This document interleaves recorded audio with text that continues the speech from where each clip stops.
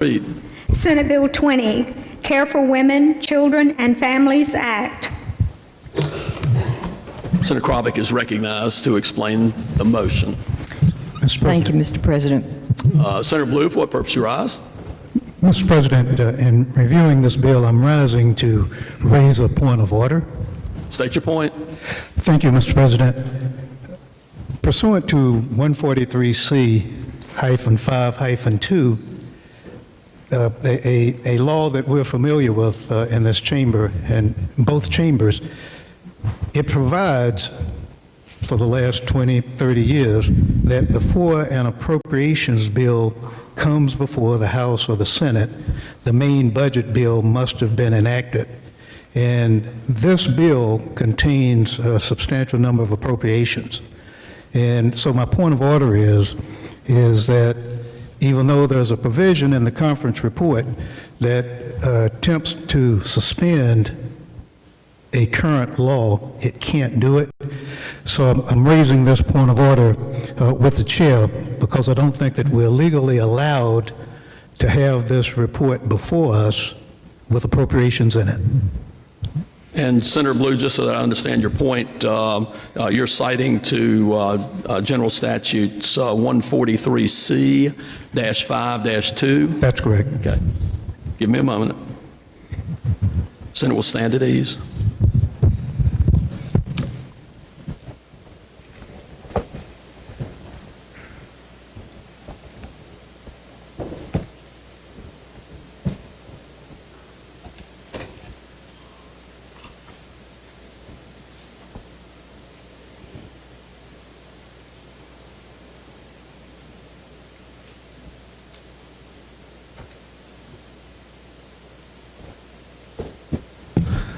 Senator Blue, if you will look at the bill itself, the very last page of the bill withstands the statute you're talking about. So by passage of the legislation, that particular provision of the North Carolina General Statutes is withstood by operation of the enactment of this legislation. So I would rule your point of order out of order. Mr. President. Senator Blue, for what purpose you rise? Yeah, I was a little confused by that. Are you saying that we can suspend the law that's currently on the books before we pass a law suspending that law? Senator Blue, we are considering suspension of the law by the debate of this measure. Upon the passage of this measure, the law would be suspended, at least as far as this measure is concerned. I rule your point out of order. Senator, one final point, if I could, Mr. President. Under the rules, and I know that the rules chairman is the one who interprets and tells us what the rules really mean. Is that with concurrence of the rules chairman? So technically, I guess, appealing your decision to the rules chairman to see what his opinion is on us suspending the law with a rule.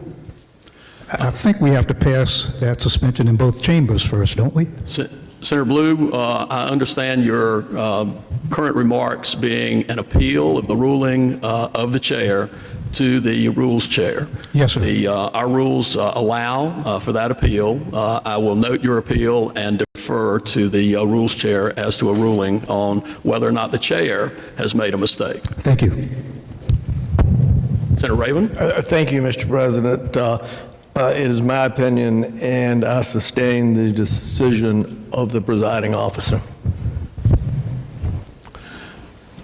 Senator Krovic, you are recognized. Mr. President. Senator Chaudhry, for what purpose you rise? Mr. President, under the Senate Rules of Senate Rules 10, I would like to appeal Senator Rabin's decision as the chair of the Rules and Operations Committee to the entire legislative body, because I share Leader Blue's opinion that this does in fact run afoul of the statute that you opined on, Mr. Senator Berger, and that this bill contains a number of items. So I would like to make an appeal to the entire legislative body. Mr. President.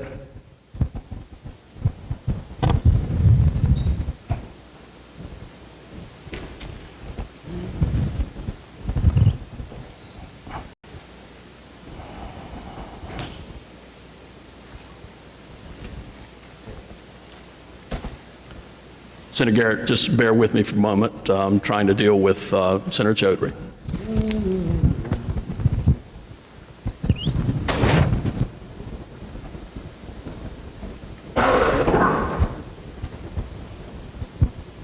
All right. Senator Garrett, for what purpose you rise? Upon that question, I would like to call for the ayes and the noes by electronic vote.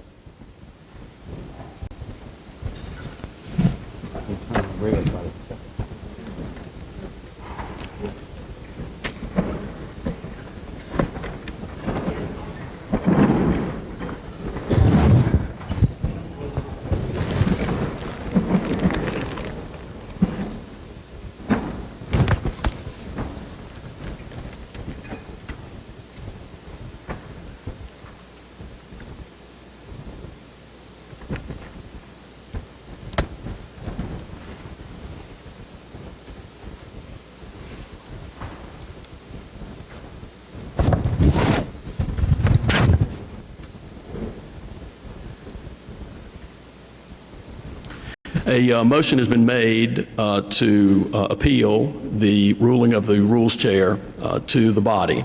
The request has been made to call for the ayes and the noes. The motion is in order to appeal. We will go to the ayes and the noes. The question before the Senate is the motion is to sustain the ruling of the Rules Chair. The way the motion is couched in the system, if members want to sustain the ruling of the Rules Chair, they would vote aye. If they want to overrule the ruling of the Rules Chair, they would vote no. It will take a 2/3 vote to carry. 2/3 negative votes for the ruling to be overruled. And with that, the question before the Senate has been stated. The members will have 5 seconds within which to vote. Clerk will record the vote.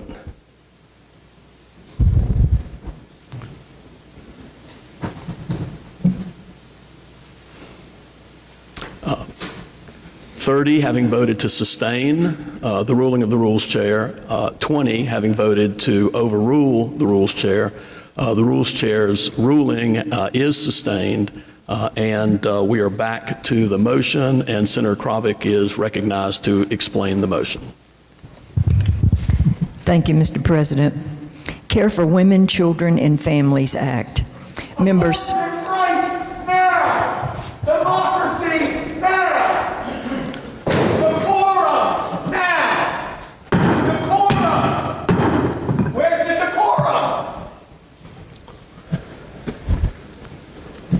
A pertinent question, I would suggest.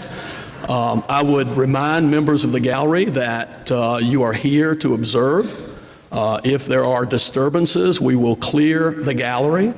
Another disturbance like that or near like that will result in a clearing of the gallery.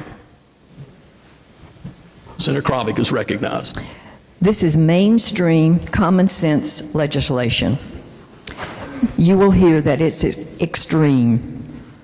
Emails have already gone out, swirling all over the world, that this is an abortion ban. It's totally untrue. This is a pro-life plan, not an abortion ban. This bill truly is mainstream.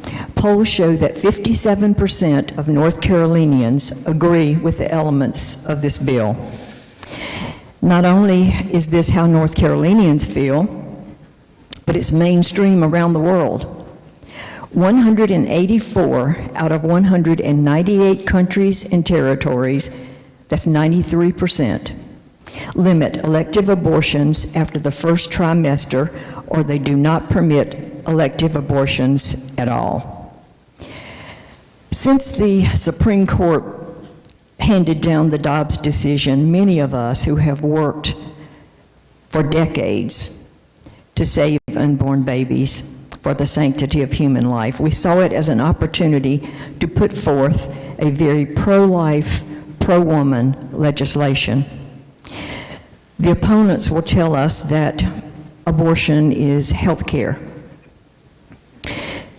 There are 2 patients involved in an abortion. And it's the only procedure that I'm aware of that's considered successful when one of the patients dies.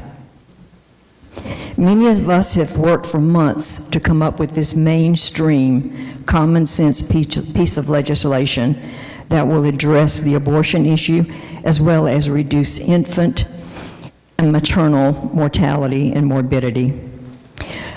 Most women say that they would prefer to keep their babies if their circumstances were different.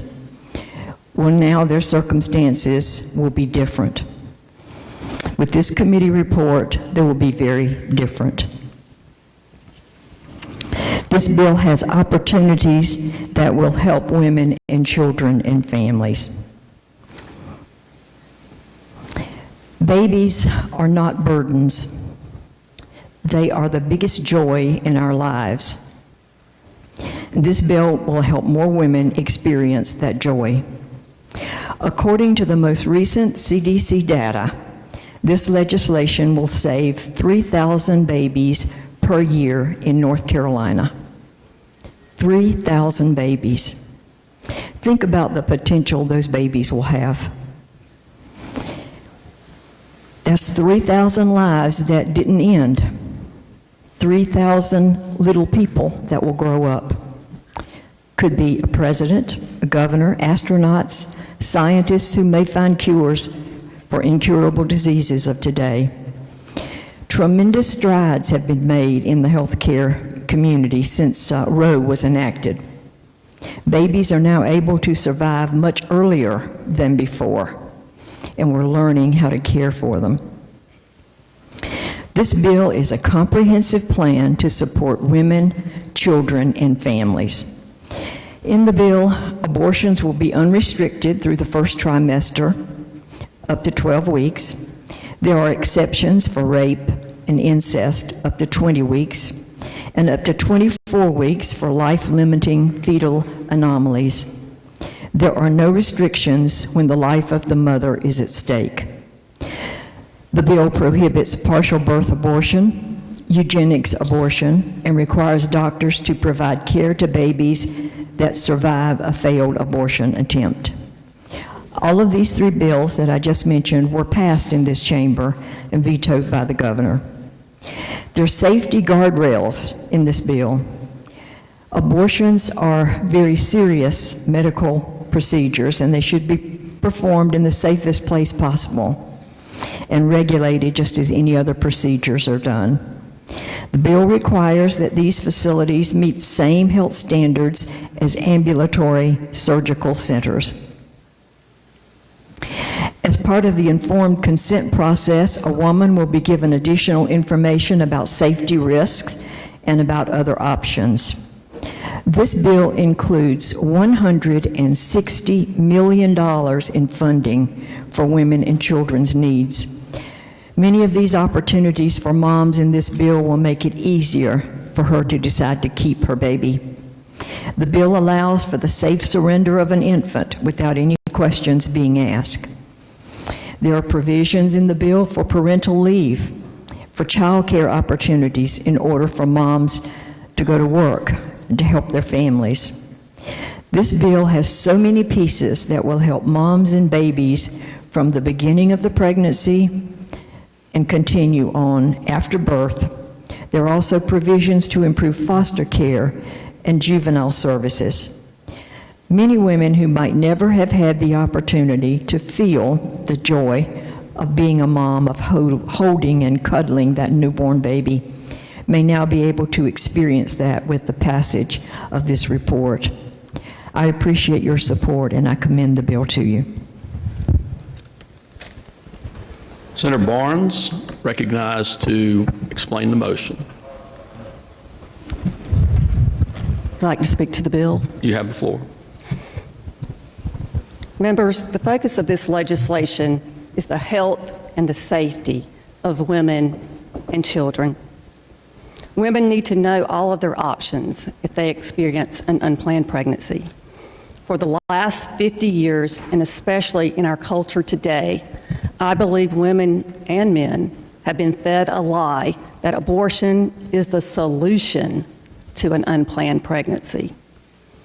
Our society has moved from abortions being safe, legal, and rare to abortions being convenient and available at any point during a woman's pregnancy. Oftentimes, women are not informed about their options, and she's rushed to make a decision without understanding or even knowing her options, including adoption and the resources that are available to support her and her baby. For example, this bill provides for certified midwife services to assist with prenatal care and with labor and delivery, also newborn and postpartum care.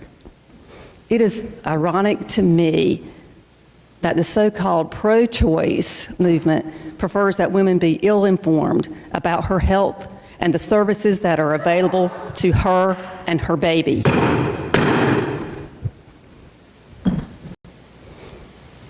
It is not cruel to inform a woman about her options. Aborting her baby is not a woman's only option. This legislation requires healthcare professionals to talk with women about how far along their pregnancies are and any risk associated with abortion or childbirth and a host of other things. It's not cruel to require that this be done in person. We've heard stories about tape recordings being used to deliver this information. How is it better to hear a pre-taped boilerplate lecture? Why is it that abortion is the only medical procedure where we allow and even sometimes encourage cutting corners? How does that protect women? It doesn't. In the last few months, women have been rushed from a Planned Parenthood facility in Chapel Hill to a hospital after experiencing complications. It is a fact that after the first trimester, the risk of complications from abortion increased substantially. Women can suffer severe hemorrhaging, incomplete abortions, and other complications. That's why this legislation has guardrails in place to ensure that abortion clinics meet the same standards as other healthcare facilities and require a woman to give her informed consent. Informed. That means she understands. She's had a conversation with a healthcare professional. She gives her informed consent before a physician can move forward. These are ways that we can protect women and we can promote the health and safety of women and their babies. Senator Sawyer, what purpose you rise? Thank you, Mr. President. To speak on the bill, or the motion. You have the floor. As a woman and a mother to 2 daughters and a Republican, I support this pro-life, pro-woman, and pro-family legislation. I assure you that no stones were left unturned when we were discussing these options. We talked to doctors to learn about the spectrum of care a woman receives during her pregnancy and the risks and complications associated with getting an abortion during each trimester of a woman's pregnancy. What came out of those discussions is a common sense, reasonable approach. I ask you to look at this bill in its entirety. The bill is more than just what the media is saying and that the pro-abortion extremists make it out to be. It will increase access to contraceptives. It also provides paid parental leave for all state employees. Importantly, it strengthens our laws surrounding domestic violence, assaults on pregnant women, and monitoring of violent, repeat sex offenders. It creates a new misdemeanor crime of domestic violence and specify that assaults on pregnant women are crimes we are giving women more avenues to protect themselves and for them to seek justice. There's a lifetime GPS monitoring for violent, repeat sex offenders who are individuals who have committed grotesque crimes against women and children, forcible rape, statutory rape, human trafficking, and incest. I hope my colleagues across the aisle can look past the extremes and see the good this does for women, children, and families. Thank you. Senator Galey, for what purpose you rise? To speak on the motion. You have the floor. Thank you, Mr. President. Senators, I stand before you today as a passionate advocate for the sanctity of life. I, along with many of the folks that I serve with in this chamber, believe that every life, from conception to natural death, is precious and deserving of protection. Now, I didn't always believe that. I was raised in a home with parents who were registered Democrats. My dad thought that Jimmy Carter hung the moon. I read mainstream newspapers and digested all the pro-choice movement had to say, and I strongly considered myself to be pro-choice through college and into law school. Then one day before my family law class at Carolina, I was minding my own business, waiting for class to start, and two young female law students approached Professor Sally Sharp and asked her, why would anyone be pro-life? How is that even a thing? And Professor Sharp patiently answered, well, generally the purpose of the law is to protect property and to protect life. They believe that an unborn baby is a life that needs to be protected by the law. Now, the law students started to argue with Professor Sharp, and she said, I know, but that's what they believe. I thought, and went back to my daily Tar Heel crossword puzzle, but I never forgot what Professor Sharp said.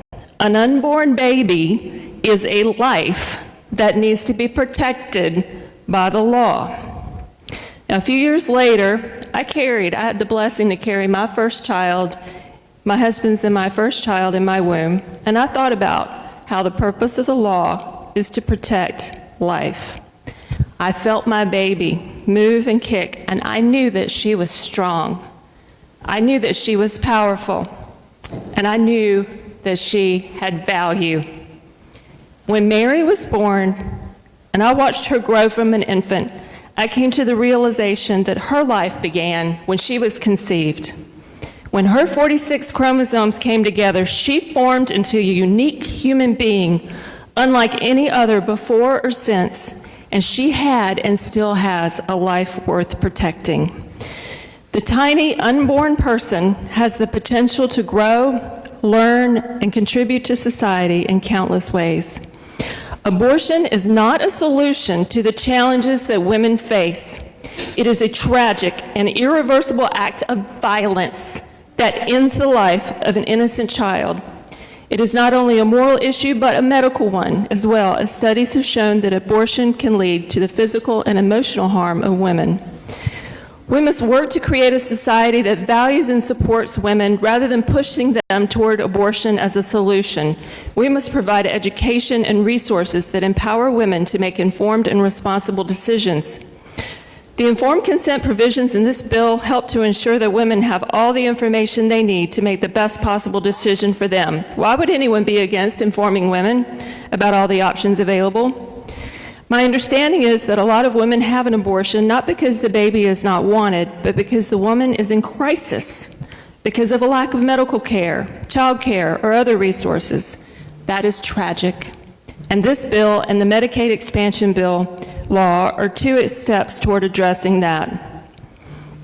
This bill includes nearly $160 million in state dollars to reduce infant maternal mortality, increase access to contraceptives, provide paid maternity and paternity leave to teachers and state employees, increases funding for foster care families, money for kinship care, adoption, support for new mothers and community college, and much more. We have organizations in this state working, such as the Human Coalition, that invest millions of dollars into supporting women who face an unplanned pregnancy. They have social workers who help individual women with housing, transportation, childcare, job skills, and many other things that are barriers to parenting.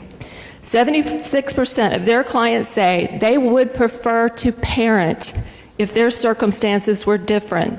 And in the last state budget, the appropriation received by the Human Coalition resulted in saving over 1,000 children. Women considering an abortion should be informed about their options and the resources that may be available to them. Friends, I am not a district of one. I represent a diverse and dynamic district of about 205 to 210,000 people, as we all do. Although I have my firm personal convictions, as many of the folks that we serve with, that life begins with conception, I support this bill and I support this motion, and I'm voting for it because I believe that this is the best thing for our state and our country. North Carolina has the opportunity to be a leader in this country for finding a way out of the acrimony and the extremism that has tended to dominate our discussion of this issue. This is a good bill with millions of resources for women, children, and families that will help our state and hopefully the country move forward. A fundamental question of humanity, of being a person, is when does life begin? As Senator Krovic mentioned, 93% of countries have answered that by limiting elective abortions after the first trimester or do not permit elective abortions at all. I ask you all, when do you Democrats say that life begins? I have read your tweets and I have listened to your anti-life rhetoric. No, abortion in the third trimester is not just between a woman and her doctor. There is a baby involved. It is an infant. Yes, it is the role of the law to protect people, and an unborn baby at some point becomes a person. I ask my fellow senators who are Democrats, will one of you, any of you, stand up and tell this body that it is not okay to abort a healthy child in the 39th week of a pregnancy? What about the 37th or the 36th? Just one of you have the courage to stand up to the abortion special interest that funds your party and say that aborting a perfectly healthy child in the 24th week of a pregnancy is morally repugnant unless there is a threat to the mother's life and ought to be illegal in the state of North Carolina. This is the issue that ultimately led to me turning to the Republican Party, as I saw that Democrats over the years have increasingly become dominated by abortion special interests who insist that there should be a fundamental right to abort an unborn child for any reason at any time during a pregnancy. You may not agree with me that life begins at conception, and that is okay. We can talk about that another time. With this bill, North Carolina will become the only state in this country to protect life in the second trimester, with exceptions for rape, incest, and the life of the mother, and to establish a new exception for life-limiting fetal anomalies through 24 weeks. This exception gives doctors and pregnant women even more flexibility than they have now to evaluate the unborn baby's health and make a thoughtful, prayerful, informed decision. We should be able to come together as a lawmaking body, put aside our personal opinions, and see that this is a good bill for North Carolina. I invite you to join me and other colleagues in voting to approve the conference report. Further discussion or debate? Senator Chaudhary, for what purpose you rise? Mr. President, see if the bill sponsor is willing to answer a series of questions. Maybe Senator Krovic. Senator Krovic, do you yield? I yield. She yields. Thank you, Mr. President. Senator Krovic, I just have a series of yes or no questions based on this 46-page bill. Many of these questions were posed yesterday during the Joint Rules Committee, but I think for the purpose of the larger legislative body here, I'd like to ask these again. Senator Chaudhry, just one moment. Senator Krovic, do you yield to a series of questions, or do you yield to a question? First, I yield to a question. Okay, Senator Chaudhry, I think the way to handle this would be for you to ask your question. She can answer. If you have another question, ask to be recognized for that, and we'll go like that. Okay? You have the floor.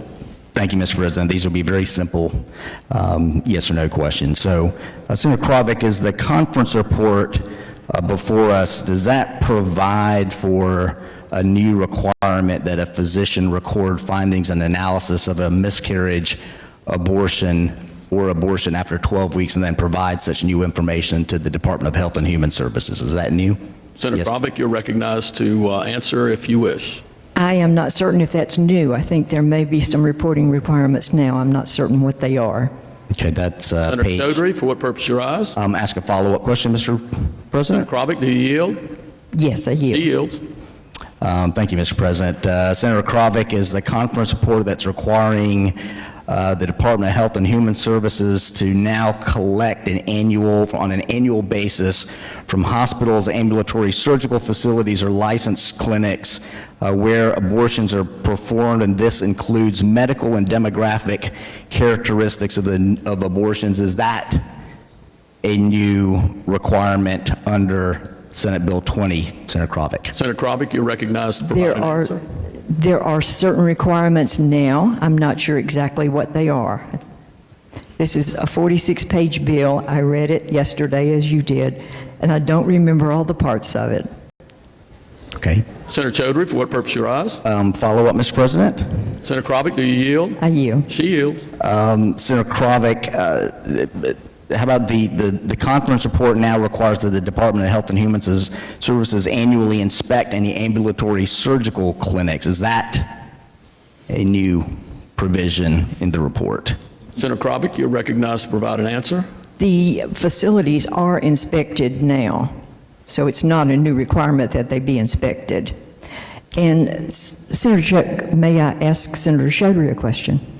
Senator Chaudhry has the floor at this time. Senator Chaudhry, do you yield for a question? I'd like to finish my series of questions first, Senator Mr. Chaudhry is President. recognized. Senator Krovic, do you yield for another question? I yield. She yields. Thank you, Senator Krovic. I appreciate that. The conference report now requires a woman who seeks an abortion to complete a written declaration in initial 7 sections, including the fact that she has not been forced to have an abortion and that she understands what the development of an unborn child is. Is that new? Senator Krovic, you're recognized to respond to the question. I believe that is part of the informed consent, where there's lots more information that will be gathered, and to make certain that the woman has all of the options that's available to her. I believe those are some additions, so I think that is part of the new informed consent, additional informed consent measures. Senator Chaudhry, for what purpose you rise? Follow-up, Mr. President. Senator Krovic, do you yield? I yield. She yields. Is the conference report that a woman be provided access to state-prepared and printed materials on consent new, Senator Krovic? Is that a new provision? Senator Krovic, you're recognized to respond. There are materials that are given to women now that are made available to them that are currently being done. There will be additional documents that they will receive as well. Senator Chaudhry? Follow-up, Mr. President. Senator Krovic, do you yield? I yield. She yields. Senator Krovic, is the conference report that requires a written consent form for a medical abortion now that must be provided 72 hours in advance. Is that a new requirement? Senator Krovic, you're recognized to respond. That is not a new requirement. We currently have 72-hour. And Senator Chaudhry, what I was going to ask you, I was going to let you know that there were staff available, and I believe we could take a break, and I could get all those answers for you if you would prefer, just as a side note. Senator Chaudhary, for what purpose you rise? Just to ask a few more follow-up questions, Senator, Mr. President. I thought I would, given you were the bill sponsor, one of the bill sponsors, Senator Krovic, I thought I would ask these questions to you, if you don't mind. Senator Krovic, do you yield? She yields.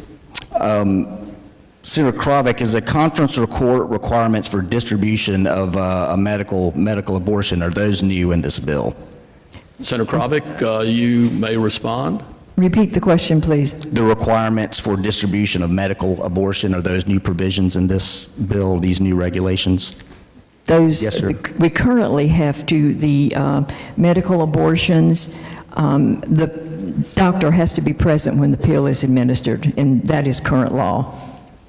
Mr. President, follow-up? Senator Krovic, do you yield? I yield. She yields. Thank you, Senator Krovic. Does that include determining a woman's blood type? Is that also part of the new medical abortion regulations? I am not certain about that. Okay, that's on page 13, I believe, Senator Krovic. How about additional diagnostic tests? Senator Chaudhary, let's keep it to one question at a time. I'm sorry, Mr. President. Senator Krovic, do you yield? I yield. She yields. Thank you, Mr. President.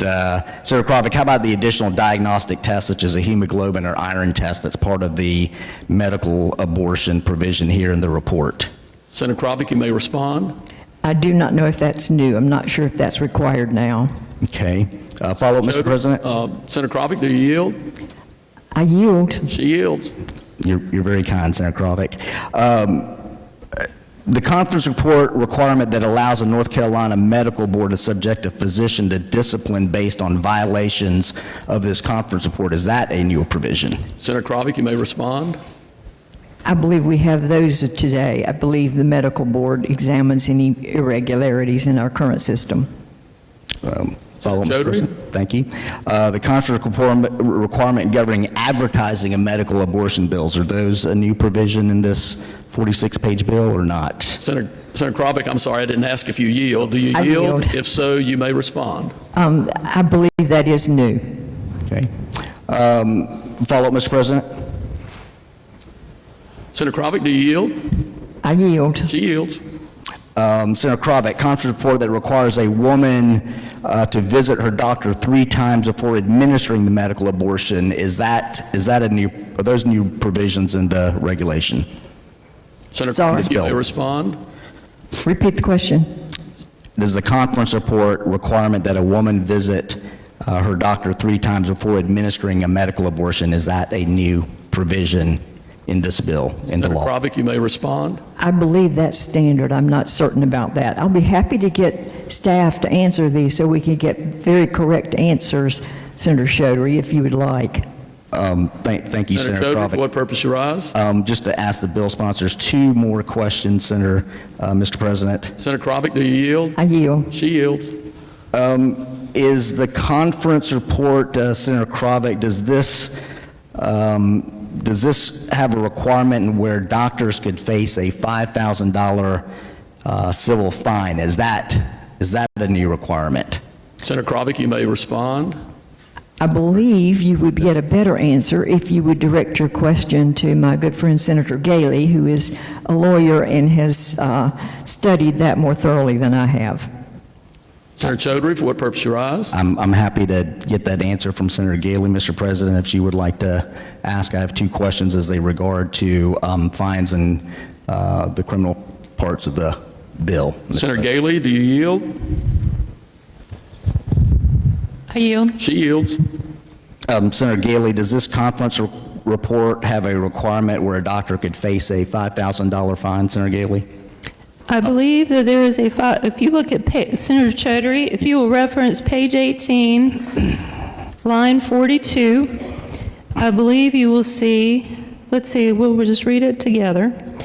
Page 18, wait, no, that's 19, I can't read my own writing. Line 42, this is under the revision or the new statute 14-44.1, providing or advertising abortion-inducing drugs to pregnant women. it lists out the offense, and then it says punishment: an individual or organization who violates this section commits an infraction as defined in statute 14-3.1 and is subject to a fine of $5,000 per violation. So that would be to someone who provides an abortion-inducing drug to a pregnant woman if, well, it says, do you want me to read the statute to you, Senator Chaudhary? I'll be happy to if you want me to do that. Senator Chaudhary, I would note that you are at the 10-minute mark, and I will give a little leeway here, but the rules provide that each member is allowed to speak once, up to 10 minutes on the motion. Mr. President, can I ask a clarifying question about Rule 14? That would be a point of order, so that doesn't count against your time. Well, I appreciate that. So let me raise a point of order, Mr. President.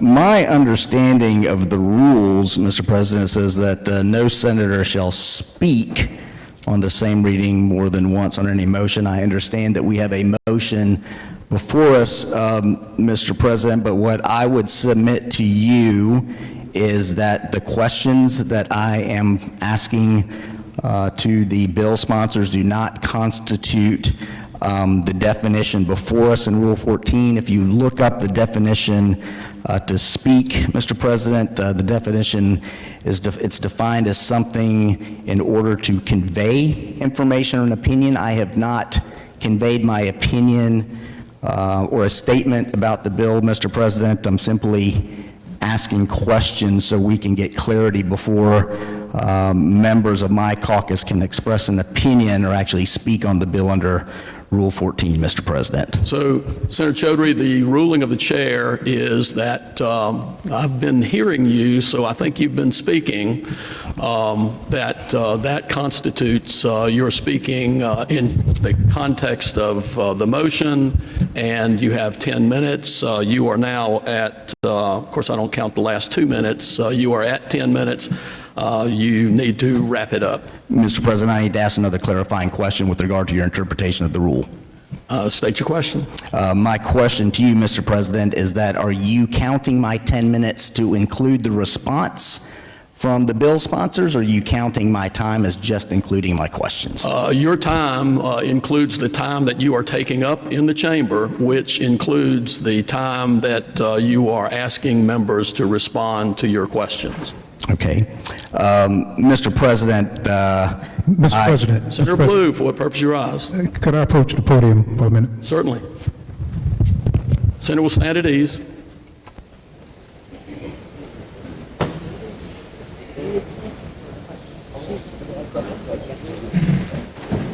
Wait, you said you do want me to go? Do you want me to go there?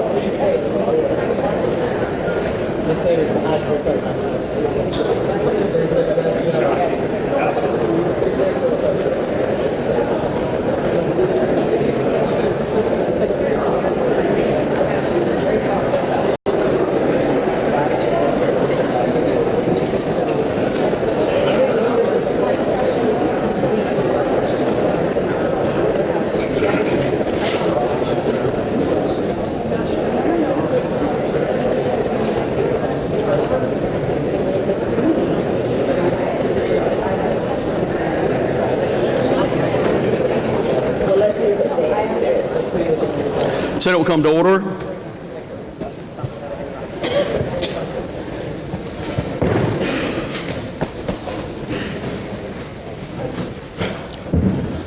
Members, prior to the beginning of session today, the members were made aware that there is an event taking place over in the Bicentennial Mall in observance of the National Day of Prayer. And we had indicated we were going to take a recess so that members could attend that. So at this time, Senator Rabin, the chair, will entertain a motion for the Senate to stand in recess until 1 p.m. Thank you, Mr. President. I move that the Senate adjourn until 1 o'clock. I think it needs to be stand in recess until... Stand in recess, thank you, sir, until 1 o'clock. Okay, without objection. Mr. President, Senator Blue, for what purpose? could I make an announcement? Yes, before we... The Democrats will caucus while we're in recess at our normal meeting room. Senate will stand in recess until 1 p.m.